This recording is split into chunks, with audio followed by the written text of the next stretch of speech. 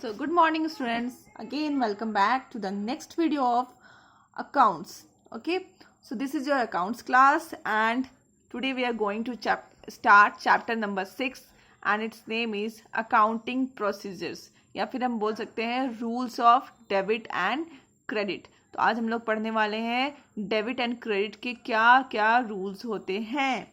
Okay ठीक है, तो हम लोग आज हमारा जो चैप्टर नंबर 6 है and we are going to start the rules of debit and credit. सबसे पहले हम लोग पढ़ेंगे अकाउंट्स के क्या मीनिंग होते हैं. ठीक है, meaning of accounts. Okay, accounts क्या है? Account is a record of transaction. Account is a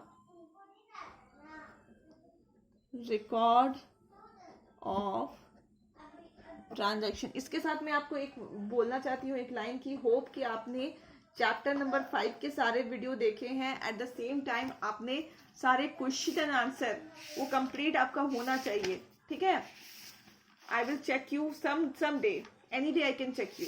okay, so you must have completed your chapter number 5. Okay, so account is a record of transactions. Transaction मतलब होता है लेन then. Accounts में हम लोग जितने भी ट्रांजैक्शंस बिजनेस ट्रांजैक्शंस करते हैं उसको हम लोग रिकॉर्ड करते हैं. ठीक है,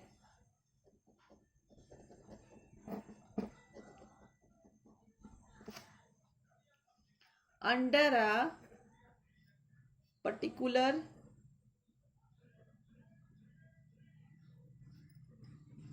head. Under a particular head. ठीक है, accounts is a record of transaction under a particular head. Accounts में हम लोग क्या करते हैं, एक पर्टिकुलर हेड बना करके उसके नीचे उससे जितने भी रिलेटेड ट्रांजैक्शंस होते हैं उसको हम लोग रिकॉर्ड करते हैं. ठीक है, बल्कि इसको हम लोग यहाँ पे मैं लिखती हूँ यहाँ पे, it records only not only the amount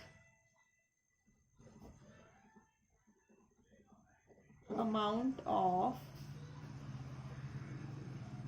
transactions but also their effect and directions.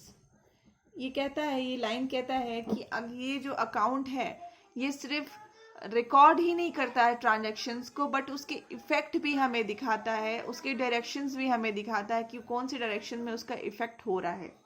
Okay, तो जैसे मैं एग्जांपल दे रही हूँ कि हम लोग जैसे बनाते हैं ना सेल्स अकाउंट. एग्जांपल है सेल्स अकाउंट. ठीक है, परचेज अकाउंट, सैलरी अकाउंट. ठीक है, वेजेस अकाउंट. जितने आप लोग नाम समझते हैं सारे के अकाउंट बन सकते हैं. Okay, this is called accounts. Okay, हर एक देखो, हर जैसे सेल्स हुआ, सेल्स किया मैंने, तो सेल्स से रिलेटेड जितने भी ट्रांजैक्शंस होंगे हम लोग कहाँ लिखेंगे, सेल्स अकाउंट में. इसी तरह अगर मान लो मैंने परचेज किया तो परचेज से रिलेटेड जितने भी ट्रांजैक्शंस होंगे हम लोग कहाँ लिखेंगे, परचेज अकाउंट में. इसी तरह से सैलरी हमने जिसको भी दिया, जब भी दिया तो हम लोग सारे ट्रांजैक्शन सैलरी से रिलेटेड सैलरी में लिखेंगे. तो this is our called example of accounts. अब अकाउंट्स दिखता कैसा है मैं आपको दिखाती हूँ, क्योंकि आपका तो क्लास 11th है. अकाउंट मेनली टी शेप का होता है. ये देखो टी शेप का होता है ना, पर इतना समझ लो टी शेप का होता है. यहाँ पे हम लोग नेम ऑफ अकाउंट लिखते हैं. ठीक है, name of account, name of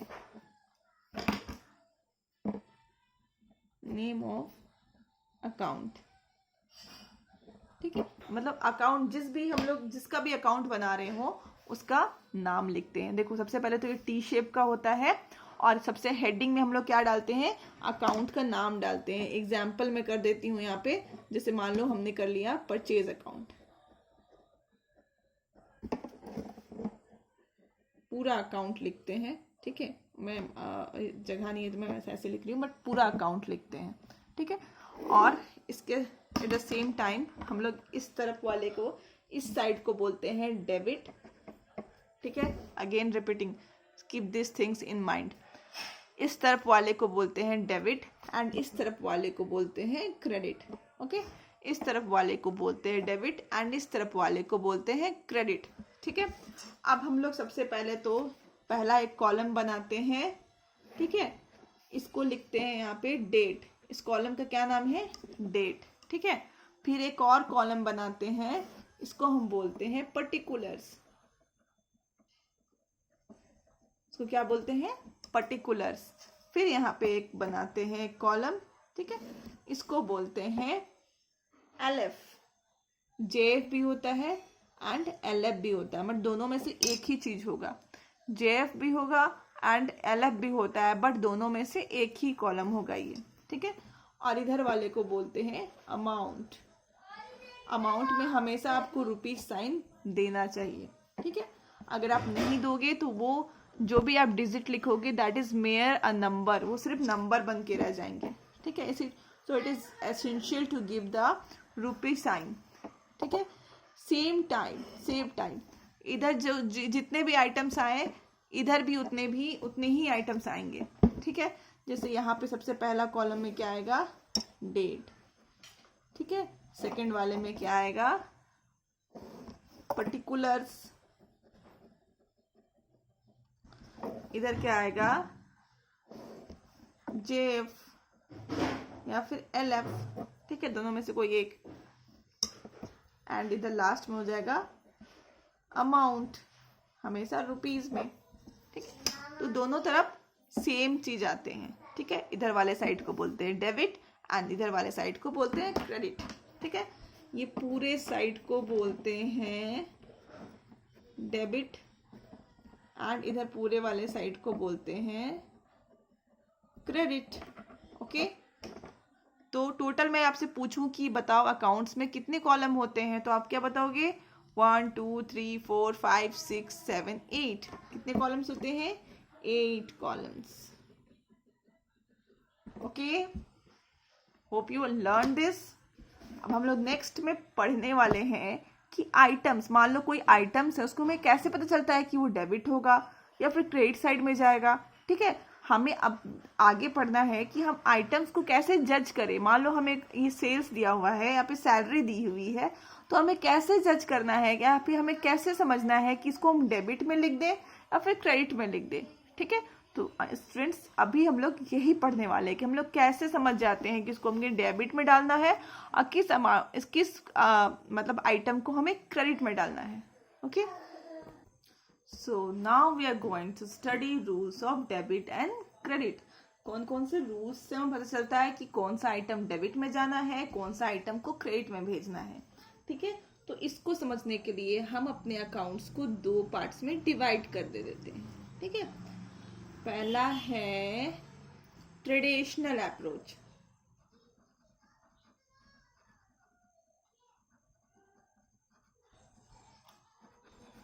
traditional मतलब होता है पुराने जमाने वाला जो अप्रोच होता है ना, उसको हम लोग बोलते हैं ओल्ड मेथड्स, ओके।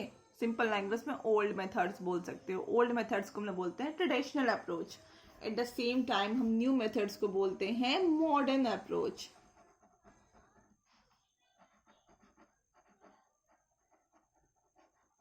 ठीक है। और न्यू मेथड्स को बोलते हैं मॉडर्न अप्रोच, ओके। तो अगेन ये जो मेथड है, सबसे पहले हम लोग ट्रेडिशनल अप्रोच देख रहे हैं, ओल्ड मेथड्स देखते हैं कैसे होता था, ठीक है। जो ट्रेडिशनल अप्रोच है ये 2 पार्ट्स में डिवाइडेड होता है, ठीक है। ये 2 पार्ट्स में डिवाइडेड होता है। पहले वाले को बोलते हैं पर्सनल एंड दूसरे वाले को बोलते हैं इम्पर्सनल, ठीक है। पहले वाले को बोलते हैं पर्सनल एंड दूसरे वाले को बोलते हैं इम्पर्सनल, ओके। पर्सनल का मतलब होता है वैसे कुछ चीजें, ठीक है। पर्सनल में सबसे पहले तो आता है नेचुरल मतलब जिसका जो बर्थ हुआ है वो नेचुरल तरीके से हुआ है, ठीक है, किसी का भी बर्थ जो नेचुरल तरीके से हुआ है वो आ जाएगा नेचुरल में, पर्सनल में आ जाएगा। ठीक है, जैसे फॉर एग्जांपल हमारा बर्थ, किसी भी इंसान का बर्थ क्या हुआ है, नेचुरल तरीके से हुआ है, तो वो कहाँ आ जाएंगे, पर्सनल के नीचे आ जाएंगे। ठीक है, तो एग्जाम्पल कर लेंगे यहाँ पे। मान लो हमें मोहन का अकाउंट बनाना है, मोहन अकाउंट। ठीक है, शोहन अकाउंट, मतलब सोच समझने सिंपल वर्ड में, हर एक पर्सन का तो बर्थ नेचुरल वे में हुआ है, तो हर एक पर्सन कहाँ आ जाएंगे, यहाँ आ जाएंगे, पर्सनल के नीचे नेचुरल में। ओके, जिसका भी birth taken in natural way, जिनका भी बर्थ हुआ है नेचुरल वे में, वो कहाँ आ जाएंगे, नेचुरल में आ जाएंगे, जो कि पर्सनल के नीचे आता है। ठीक है, फिर सेकंड हम इसको डिवाइड कर देते हैं आर्टिफिशिकल में। ठीक है, सेकंड हमने कहाँ डिवाइड कर दिया, आर्टिफिशिकल। आर्टिफिशिकल मतलब जिसका भी बर्थ नेचुरल वे में नहीं हुआ है, जिनका भी बर्थ नेचुरल वे में नहीं हुआ है, दे आर कोल्ड आर्टिफिशिकल। ठीक है, आर्टिफिशिकल पर्सन, तो आर्टिफिशिकल पर्सन यहाँ पे आ जाएंगे। This is called natural person, this is called artificial person. ठीक है, एग्जाम्पल कैसे हुआ, कोई भी कंपनी का ले लो, अभी हमने कंपनी पढ़ रहे हैं ना हम लोग आपके बीएसटी में, उसमें हमने क्या लिखा था कि उसका जो बर्थ होता है वो कंपनीज एक्ट 1956 के तहत होता है, मतलब एक लॉ के तहत होता है, तो that birth is not called natural but it is called artificial. तो ठीक है, तो कोई भी कंपनी का यहाँ पे नाम ले लो, like Tata, Birla, Ambani, these are companies name. ठीक है, company I am adding co that is company. Okay, ये सारे कंपनीज का नाम हो गया, इनका बर्थ हुआ है but not in natural condition, that is artificial condition created by law, so it will come in artificial. Okay, अब हम ले लेते हैं, ठीक है, थर्ड है रिप्रेजेंटेटिव पर्सनल। इसका फर्स्ट ये, सेकंड ये and third is representative.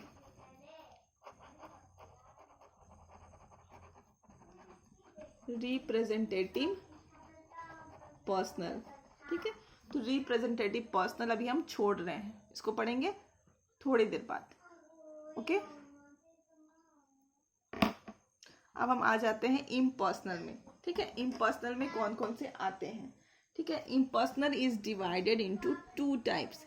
Impersonal भी हमारा 2 टाइप्स में डिवाइडेड है। ठीक है, पहला है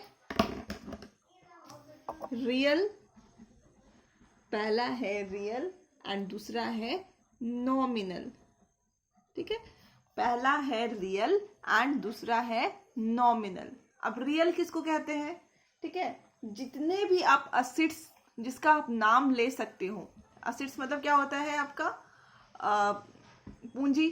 ठीक है, जो भी assets like land, building, furniture, vehicle, utensils, जितने भी आप व्हीकल मतलब असेट्स का नाम ले सकते हो, स्टॉक, सारे इसमें आ जाएंगे रियल में। तो इसमें कौन आते हैं, ऑल असेट्स। कौन आते हैं इसमें, ऑल असेट्स। ठीक है, कौन आते हैं रियल में, सारे एसेट्स। ठीक है, लेकिन एग्जाम्पल आपको मैं बता दूं, building, furniture, land, machinery, furniture, everything, सारे कुछ यहाँ पे रियल में आ जाते हैं, लेकिन 2 असेट्स को छोड़कर, एक्सेप्ट मतलब छोड़कर, 2 असेट्स को छोड़कर। वो 2 असेट्स कौन कौन से हैं, पहला तो है बैंक एंड दूसरा है डेटर्स। ठीक है, पहला है बैंक एंड दूसरा है डेटर्स। पहला है बैंक एंड दूसरा है डेटर्स। ये जो बैंक है, इसको ये देखना कि एक लॉ से क्रिएट होता है। ठीक है, ये एक लॉ से क्रिएट होता है, एक कानून से क्रिएट होता है, और जो कानून से क्रिएट होता है, लॉ से क्रिएट होता है, उसको हम कहाँ लेकर के जाते हैं, आर्टिफिशिकल पर्सन में लेके जाते हैं। तो ये कहाँ चला जाता है आपका बैंक, आर्टिफिशिकल पर्सन में, इसीलिए ये रियल में नहीं आता है। और दूसरा है डेटर्स। डेटर्स कौन होते हैं? डेटर्स वो पर्सन होते हैं जिनको हमने उधार में सामान बेचा है। उधार में सामान बेचा है मतलब फ्यूचर में हम उनसे सामान का पैसा लेंगे, ठीक है, फ्यूचर में हम उनसे सामान का पैसा लेंगे। दे आर कोल्ड डेटर्स, मतलब वो कोई इंसान है, नॉर्मल से इंसान है, ठीक है। तो ये कौन है? एक इंसान है, ठीक है, एक इंसान है जो हमें पैसा देंगे। तो इनका जो, जब ये इंसान है तो इनका बर्थ कैसे हुआ होगा? नेचुरल वे में हुआ होगा। ओके, इनका बर्थ कैसे हुआ होगा? नेचुरल वे में हुआ होगा। तो ये कहाँ चले जाएंगे? नेचुरल पर्सन में चले जाएंगे। ओके, ये कहाँ चले जाएंगे? नेचुरल पर्सन में चले जाएंगे। ओके, अब दूसरा है नॉमिनल। नॉमिनल किसको बोलते हैं? All expenses, all expenses and revenue. Nominal में कौन आ जाते हैं? सारे एक्सपेंसेस और सारे रेवेन्यू कहाँ आ जाते हैं? नॉमिनल में आ जाते हैं, ठीक है। जैसे एग्जाम्पल हो गया आपका सेल्स, ठीक है, फिर रेंट रिसीव्ड, वेजेस पेड, ठीक है, देन सैलरीज, देन कमीशन, ठीक है। अब ये देखो, ये जो हमने पे किया ना इतना सारा कुछ, सैलरी वैलरी, तो इसको हम यहाँ पे मान लो लिख देते हैं। रिप्रेजेंटेटिव पर्सन की मैं बात कर रही हूँ, ठीक है। जब हमने सैलरी लिखा, रेंट लिखा, वेज लिखा, सबको हम यहाँ पे लिख देंगे सैलरीज, ठीक है, और इसके आगे एक वर्ड जोड़ देते हैं आउटस्टैंडिंग सैलरी। तो ये किसका पार्ट बन गया? रिप्रेजेंटेटिव पर्सनल का पार्ट बन गया। In the same way wages है, आउटस्टैंडिंग वेजेस, इसका दूसरा नाम है वेजेस ड्यू, मतलब इसके आगे हम कुछ जोड़ दे या फिर इसके पीछे कुछ जोड़ दे तो ये क्या बन जाएगा? रिप्रेजेंटेटिव पर्सनल, ठीक है। अब मान लो कमीशन, अक्रूड कमीशन, ठीक है, या फिर कमीशन ड्यू। देखो हमने कुछ नहीं किया, हमने बस एक्सपेंस जो था हमारा, या फिर जो हमने यहाँ पे एक्सपेंस देखा नॉमिनल अकाउंट में, उसमें हमने आगे कुछ जोड़ दिया या फिर पीछे कुछ जोड़ दिया और वो क्या बन गया? Representative personal. ओके, तो आज मैं आपको सिर्फ ट्रेडिशनल अप्रोच के बारे में बता रही हूँ। इन द नेक्स्ट वीडियो हम लोग करेंगे मॉडर्न अप्रोच, क्योंकि आज आप लोग ट्रेडिशनली सीख लो, बहुत है, एंड आपको यहाँ पढ़ने के बाद एक बार बुक लैंग्वेज भी पढ़नी चाहिए। So this is my request to you. Okay, so I'm ending my video here only. Thank you and keep watching.